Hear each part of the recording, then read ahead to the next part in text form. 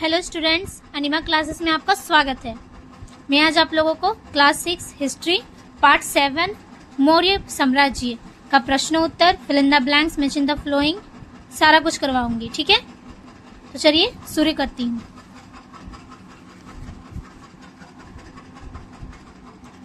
पहला प्रश्न है, अशोक को प्रायः किस नाम से जाना जाता था? क महाराज, ख महाराजाधिराज, ग देवनाम प्रिय, घ श्रीराम। इसका सही जवाब क्या होगा? देवनाम प्रिय। दूसरा प्रश्न है, अशोक द्वारा जारी की गई राजज्ञाएं किस लिपि में लिखी हुई है? क देवनागरी, ख ब्राह्मी, ग अरबी, घ गुरुमुखी। सही जवाब क्या होगा? ख ब्राह्मी। तीसरा प्रश्न है, कौटिल्य को निम्नलिखित में से किसके द्वारा अपमानित किया गया? क कंधार के शासक, ख नंद सम्राट, ग यूनानी सम्राट सेल्यूकस, घ बंगाल के शासक। सही जवाब होगा ख नंद सम्राट। चौथा प्रश्न है, बुद्ध के संदेशों का प्रचार प्रसार करने के लिए अशोक द्वारा नियुक्त अधिकारी क्या कहलाते थे? क धम्म महामात्य, ख अमात्य, ग नागरिक, घ ग्रामिक। इसका सही जवाब होगा क धम्म महामात्य। दूसरा में हम लोग का है, सही विकल्प का चयन करके रिक्त स्थानों को भरिए। पहला प्रश्न है, चाणक्य जो एक विद्वान ब्राह्मण था, डेस नाम से भी प्रसिद्ध था? क कृपाचार्य, ख कौटिल्य, ग ब्रह्मदेव। सही जवाब होगा ख कौटिल्य। दूसरा प्रश्न है, यूनानी राजा सेल्यूकस ने डेस को मौर्य दरबार में राजदूत बनाकर भेजा? क फाहियान, ख हेलेन, ग मेगास्थनीज। सही जवाब होगा ग मेगास्थनीज। तीसरा प्रश्न है, डेस के शासक के साथ युद्ध ने अशोक के जीवन को बिल्कुल ही बदल दिया? क मगध, ख काबुल, ग कलिंग। सही जवाब होगा ग कलिंग। चौथा प्रश्न है, चंद्रगुप्त डेस में मौर्य वंश का पहला शासक बना? क ईसा पूर्व 189 ईस्वी में, ख ईसा पूर्व 286 ईस्वी में, ग ईसा पूर्व 324 ईस्वी में। तो सही जवाब होगा ग 324 ईस्वी में।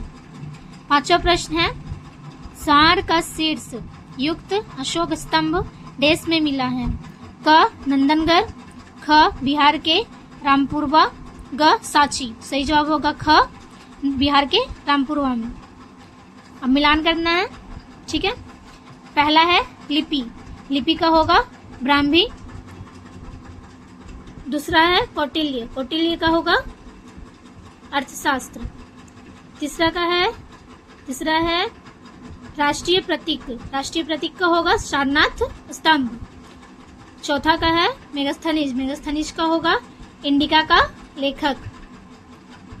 पांचवा है स्तूप, स्तूप का होगा सांची। ठीक है, इसके बाद संक्षिप्त में प्रश्न उत्तर देना है। चलिए देखते हैं। पहला प्रश्न है, भारत का पहला ऐतिहासिक सम्राट किसे कहा जाता है? उत्तर होगा, भारत का पहला ऐतिहासिक सम्राट चंद्रगुप्त को कहा जाता है। दूसरा प्रश्न है, मौर्य वंश के दो महत्वपूर्ण शासकों के नाम बताएं। उत्तर होगा, मौर्य वंश के दो महत्वपूर्ण शासकों के नाम इस प्रकार है। पहला चंद्रगुप्त, दूसरा विष्णुगुप्त। तीसरा प्रश्न है, किन्हीं दो स्थानों का नाम बताइए जहां अशोक के स्तंभ मिले हैं। उत्तर होगा, दो स्थानों के नाम हैं जहां अशोक के स्तंभ मिले हैं। पहला सांची और दूसरा सारनाथ। चौथा प्रश्न है, सारनाथ स्तंभ के शीर्ष का आधुनिक भारत के लिए क्या महत्व है? उत्तर होगा, आधुनिक भारत ने सारनाथ के शीर्ष को यथोचित मान्यता दी है। उसे भारत के राष्ट्र प्रतीक या राष्ट्र चिन्ह रूप में अपनाया गया है। 4 सिंहों का आकृति का प्रयोग भारतीय मुद्रा पर किया गया है। चक्र को हमारे राष्ट्रीय ध्वज पर दर्शाया गया है।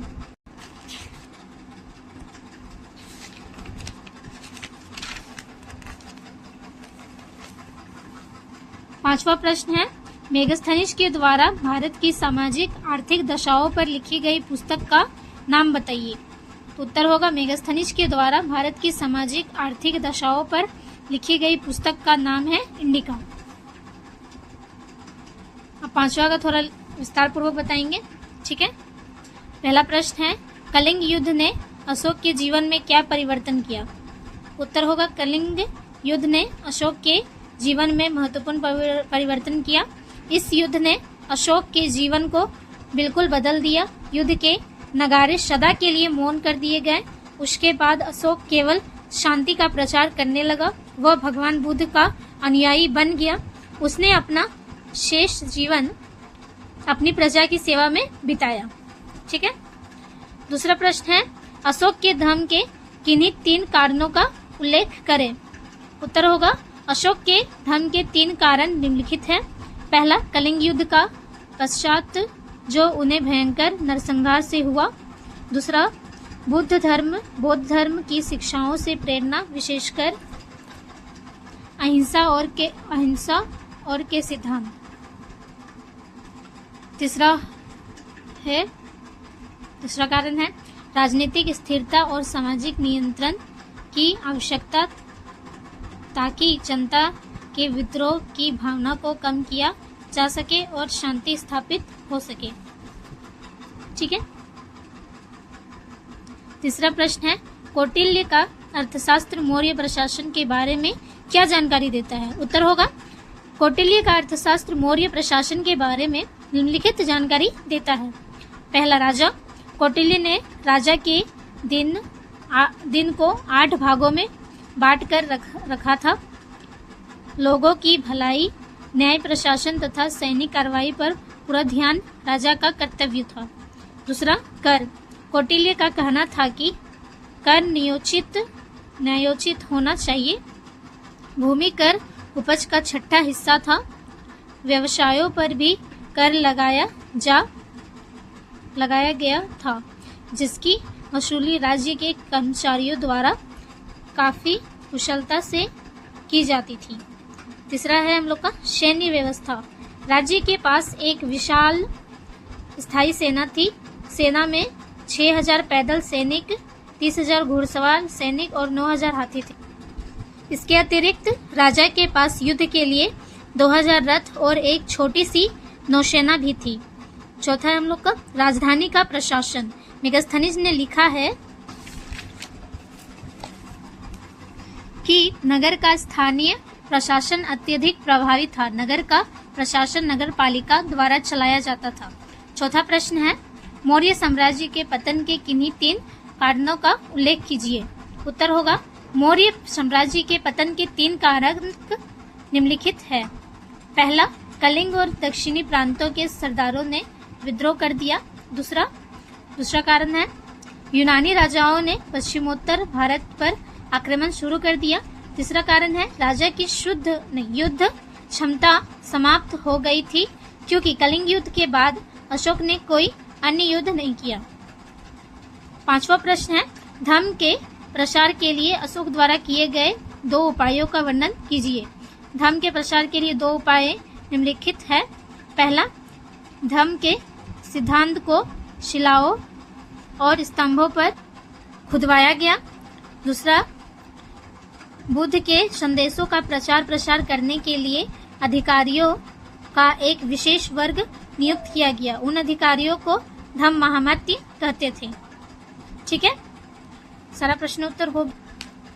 अब छठा में है, एक शब्द में रिक्त स्थानों की पूर्ति कीजिए, ठीक है। पहला प्रश्न है, देश युद्ध के सम्राट अशोक के जीवन को परिवर्तित कर दिया। क्या होगा? कलिंग युद्ध ने। दूसरा प्रश्न है, अशोक की धार्मिक नीति देश कहलाई। क्या कहलाई? धम्म। तीसरा प्रश्न है, मेगास्थनीज का यात्रा विवरण देश नामक पुस्तक में संकलित है। क्या होगा? इंडिका। चौथा प्रश्न है, चंद्रगुप्त मौर्य ने देश राजा को हटाकर अपना साम्राज्य स्थापित किया। किस राजा को? नंद को। पांचवा प्रश्न है, आचार्य विष्णुगुप्त को देश और देश के नाम से भी जाना जाता है। उत्तर होगा कौटिल्य और चाणक्य। छठा प्रश्न है, देश कई प्राचीन शासकों की राजधानी रही है? क्या होगा? पाटलिपुत्र। लास्ट 7वां है, मेरी पहचान करें मैं कौन हूँ? पहला प्रश्न है, मैं चंद्रगुप्त मौर्य का गुरु और राजनीतिक सलाहकार हूँ। उत्तर होगा चाणक्य। दूसरा प्रश्न है, मैं एक विशेष अधिकारी हूँ जिसे धम्म के प्रचार प्रसार के लिए नियुक्त किया गया था। होगा धम्म महामात्य। तीसरा प्रश्न है, मैं चंद्रगुप्त मौर्य का पौत्र हूँ जो बिंदुसार के बाद मौर्य सम्राट बना। उत्तर होगा सम्राट अशोक। चौथा प्रश्न है, मैंने 326 ईसा पूर्व में राजा पोरस को हराया था। उत्तर होगा सिकंदर। पांचवा प्रश्न है, मैं संस्कृत के शब्द धर्म का प्रतीक प्राकृतिक रूप हूँ। उत्तर होगा धम्म।